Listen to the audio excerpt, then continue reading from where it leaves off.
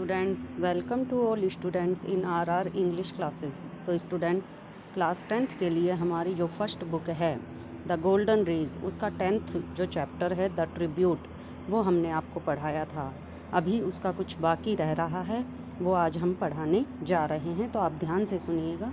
हमने आपको बताया कि इसमें जो लेखक है उसके बड़े भाई का लेटर आता है कि घर में दो भाभियों के बीच झगड़ा हो गया है बंटवारे को लेकर, तो तुम्हें जल्दी से जल्दी यहाँ आना है। अब जो लेखक है वह तुरंत वहाँ गांव में जाता है और वहाँ की सारी स्थितियों को भांपता है, और उसे लेने के लिए उसके बड़े भैया जो हैं वो बस स्टॉप पर आते हैं और उसे अपने बचपन की सारी यादें वापस अपने दिमाग में आ जाती हैं। तो आगे लेखक क्या कहता है जब वो गांव में पहुंच जाता है, क्या कहता है? वी रीच्ड होम, हम घर पहुंच गए। इट वॉज ऑलरेडी डार्क, काफ़ी अंधेरा हो चुका था। The time for the lightning of wicks before the sacred tulsi plant, यह जो समय था, सेकर्ड का मतलब होता है पवित्र। मैं जब घर पहुंचा तो वो समय था पवित्र तुलसी के पौधे के आगे दीपक जलाने का। अनलाइक दोज डेज, उन्हीं दिनों की तरह, none of my nephews rushed towards me howling, पहले के दिनों की तरह कोई भी मेरा भतीजा मेरी तरफ भागकर चिल्लाता हुआ नहीं आया। हेयर इज़ अंकल, चाचा आ गए। My sister in law did not run from the kitchen to receive me, ना ही मेरी कोई भाभी मुझे रसोई में से लेने के लिए आई। I was all quiet and calm, मैं खुद भी बिल्कुल शांत चित्त था। ओनली माई मदर केम, केवल मेरी माँ बाहर आई एंड और मेरे पास खड़ी हो गई। The second brother and his wife were nowhere to be seen, दूसरे नंबर का भाई और उनकी पत्नी कहीं भी नहीं दिखाई दे रहे थे। इन द एंटायर हाउस, पूरे घर में, there was an air of unusualness, हर तरफ असाधारणता की सी हवा थी। Rather the stillness of the graveyard, graveyard का मतलब होता है सुनसान, शमशान घाट। चारों तरफ शमशान घाट जैसी शांति थी। As if the house was preparing for its ultimate collapse, ऐसा लग रहा था जैसे घर में पूरी तरह से अलग होने की तैयारी थी। I tried to be normal with everyone, मैंने हर किसी के साथ साधारण बने रहने का प्रयास किया। बट देयर वाज द एबोमाइनेबल लल ऑल अराउंड, लेकिन वहाँ चारों तरफ असहनीय शांति थी। माई second brother and his wife, मेरे मंझले भैया और उनकी पत्नी, in spite of their presence at home, उनके घर में उपस्थित होने के बाद भी, शोड नो इमोशन, उन्होंने मेरे प्रति कोई भाव नहीं दिखाया। They were all set for the partition, क्योंकि वो सब तो बंटवारे पर तुले हुए थे। And they cared for nothing else, उन्हें और किसी चीज़ की परवाह नहीं थी। I could not sleep that night, मैं उस रात सो भी नहीं सका। And the following morning passed quite uneventfully, और आने वाली सुबह भी बिल्कुल ऐसी ही गुजर गई। इट वाज मिड डे, अब दूसरे दिन का दोपहर का समय था, यानी मध्य दिन था। 7 or 8 people had gathered in our courtyard, लगभग 7 या 8 लोग हमारे घर के आंगन में इकट्ठे हो गए। टू सुपरवाइज द डिवीज़न, बंटवारे का निरीक्षण करने के लिए। वी 3 ब्रदर्स वर प्रेजेंट, हम वहाँ तीनों भाई उपस्थित थे। Mother was not be seen anywhere in the vicinity, उस दृश्य में माँ कहीं नहीं दिखाई दे रही थी। We were waiting for the final separation, हम सब अंतिम बंटवारे का इंतज़ार कर रहे थे। As if ready to slice out the flesh, ऐसे कर रहे थे जैसे किसी शिकार की उस फांक को लेने की कोशिश कर रहे थे। ऑफ द डोमेस्टिक बॉडी, एक घरेलू शरीर के शिकार का कोई एक भाग लेने की कोशिश कर रहे थे। Which our parents had nourished, जिसे हमारे माता पिता ने पाला पोसा था। Since the day of their marriage, अपनी शादी के दिनों से। एंड देन, और फिर, we would run away in 3 different directions, और फिर हम तीनों अलग अलग 3 दिशाओं में जा रहे थे। क्लचिंग ए पीस ईच, हर एक टुकड़ा लेने के लिए। All the house hold articles were heaped in the family court yard, घर की जितनी भी वस्तुएं थी वो आंगन में रख दी गई। These were to be divided into 3 parts, ये सारी वस्तुएं 3 भागों में बंटनी थी। All the small things of the house, घर की सभी छोटी छोटी चीज़ें। Almost everything movable, starting from the ladles made out of coconut shells, हर तरह की चल और अचल संपत्ति जैसे कि शुरुआत की गई लेडल्स का मतलब होता है कि नारियल का जो छिलका होता है उसकी एक कलछी बनाई जाती है, उस कलछी से लेकर and bamboo to the little box, और बम्बू से बनाए जाने वाले छोटे छोटे डब्बे, where father use to keep his betels, एक ऐसा डब्बा जिसमें पिताजी अपने पान रखा करते थे, बीटल यानी होता है पान। The axe kulhadi and the old radio set, एक पुराना radio set to had been produced, वहाँ पे रखा गया।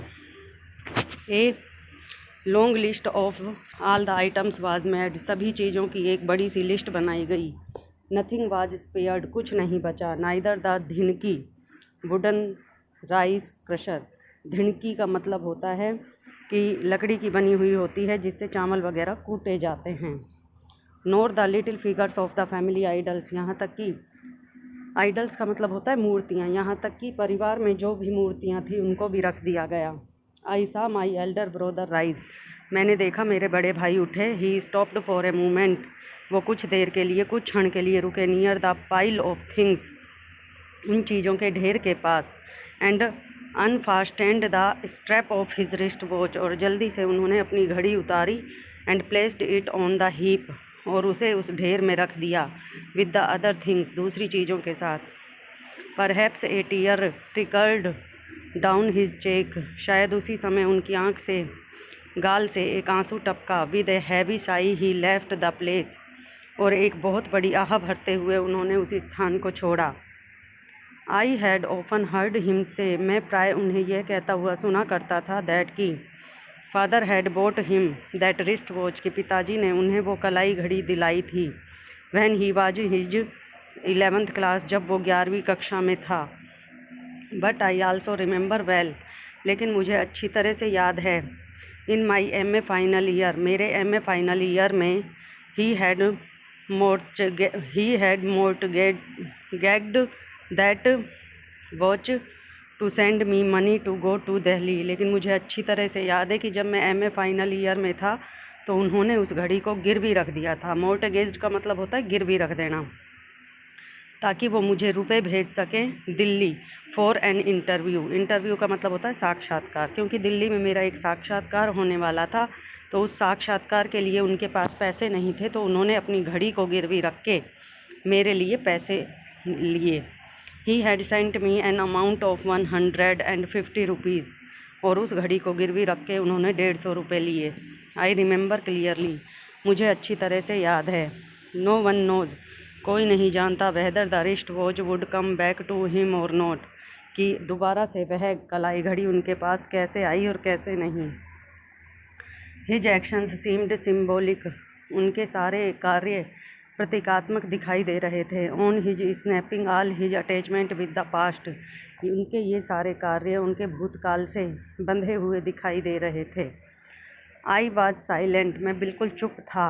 माई elder sister in law was in the backyard, मेरी जो बड़ी भाभी थी वो पीछे के आंगन में थी। My second brother was often whispering things into his wife, मेरे मंझले भैया बार बार जाकर अपनी पत्नी के कान में कुछ कह रहे थे। And was there taking his place with us, और बार बार आकर हमारे साथ बैठ रहे थे। It was like the butcher's knife, यह बिल्कुल एक कसाई के चाकू की तरह था। Going to the stone to sharpen itself, जो पत्थर की तरफ अपने आप को पैना करने के लिए जा रहा था। पैना करने के लिए जा रहा था। द एल्डर ब्रदर वाज काम एंड कंपोज, बड़े भैया बिल्कुल शांत और चुपचाप बैठे थे। लाइक ए परफेक्ट जेंटलमैन, एक अच्छे सज्जन व्यक्ति की तरह। He was looking at the proceedings dispassionately, वो धैर्यहीन होकर सारी प्रक्रिया को देख रहे थे। Exactly as he had done on the day of the sacred thread ceremony of his son, बिल्कुल वैसे ही जैसे उन्होंने अपने पुत्र के जनेऊ धारण प्रक्रिया में देखा था। And on the day of my marriage, और जिस प्रकार से वो मेरी शादी में बैठे हुए थे। It was the same preoccupied, यह बिल्कुल वैसा ही था। एंड ग्रेव मैनर, और काफ़ी दुख का समय था। Attending sincerely to his duty, वो बहुत ही गंभीरता से अपना कर्तव्य निभा रहे थे। While discussing anything with my second brother, he had that same calm, यहाँ तक कि जब मेरा मंझला भैया उनसे कोई बातचीत करता तो भी वो शांति से बैठे रहे एंड कंपोज्ड वॉइस और बहुत ही धीरे बात करने लगे। Not a sign of disgust and regret, उनके मन में कोई पछतावे का भाव नहीं था। आई रिमेंबर, मुझे याद है, द ईयर फादर डाइड, जिस साल पिताजी मरे थे। We had to live under a great financial strain, उस समय हम बहुत ही आर्थिक कमजोरी से गुजर रहे थे। इट वाज विंटर, सर्दी का समय था। The chill was as its height, सर्दी बिल्कुल अपनी चरम सीमा पर थी। We had a limited number of blankets, हमारे पास बहुत ही सीमित कंबल थे। The cold was so biting, सर्दी इतनी ज़्यादा थी, पर्टिकुलरली एट मिडनाइट, विशेष रूप से मध्य रात्रि में, दैट की one blanket was not enough for one, कि एक कंबल एक के लिए काफ़ी नहीं था। दैट नाइट, उस रात, I was sleeping in the passage room, मैं गलियारे के कमरे में सो रहा था। When I woke up in the morning, जब मैं सुबह उठा, I found my elder brothers blanket on me, मैंने पाया कि मेरे बड़े भैया का कंबल मेरे ऊपर था। एडेड टू माइन, उन्होंने मेरे कंबल से अपना कंबल जोड़ दिया था। Early at dawn he had left for the fields, क्योंकि सुबह होते ही, सूर्य निकलने से पहले वो खेतों पर चले गए। Without a blanket on his shoulders, अपने कंधों पर बिना कोई कंबल लिए। If he had been asked why, यदि उनसे पूछा जाता कि उन्होंने ऐसा क्यों किया, he would have surely said, तो वो निश्चित रूप से यही कहते, इन हिज यूजुअल मैनर, अपने रोज़ाना के तरीके में, दैट की he had not feel the cold, कि उन्हें सर्दी नहीं लग रही थी। Now I have a comfortable income, अब मेरे पास अच्छी इनकम यानी आय थी। Yet it had never occurred to me, लेकिन फिर भी मैंने कभी नहीं सोचा, टू थिंक ऑफ बेइंग, कभी भी खरीदने की नहीं सोची, any warm cloth for my elder brother, मेरे बड़े भैया के लिए कोई भी गर्म कपड़ा खरीदने की कभी नहीं सोची, मेरी आय अच्छी होने पर भी। ही इज स्टिल सेटिस्फाइड, लेकिन फिर भी वो आज संतुष्ट था। And happy with that old tattered blanket, उस फटे हुए, टैटर्ड यानी फटे हुए कंबल को लेकर, that he had covered me with once, जिसको उन्होंने एक बार मेरे कंबल से जोड़ा था। The same blanket was there before me, बिल्कुल वही कंबल आज मेरे सामने था। With all the other things, अन्य चीज़ों के साथ। I shivered with the cold, मैं सर्दी से काँप रहा था। And my own ingratitude, और मेरा खुद का दृष्टिकोण भी। The process of division was finally over, और इस प्रकार से बंटवारे का जो सिस्टम था वो पूरा हुआ, अंतिम रूप से पूरा हुआ।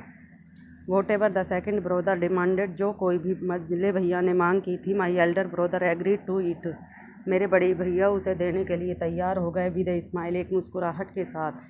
माई second brother propose to buy the share of land, मेरे मंझले भैया ने भूमि के उस टुकड़े को भी लेने की मांग की। ऑफ लैंड, भूमि के उस टुकड़े को लेने की मांग की। That was given to me, जो मेरे हिस्से में आया था। And offered 18,000 rupees as the price, और उसके बदले में 18,000 रुपये देने की कही। इन द इवनिंग, शाम के समय, my elder brother took me along with him to show me the paddy fields, मेरे बड़े भैया मुझे धान की खेती को दिखाने के लिए अपने साथ ले गए। That were to be mine, जो मेरे हिस्से में आई थी। आई क्वाइटली फॉलोड हिम, मैं चुपचाप उनके पीछे पीछे चलने लगा। We moved from boundary to boundary, हम एक चार दीवारी से दूसरी चार दीवारी में घुसे।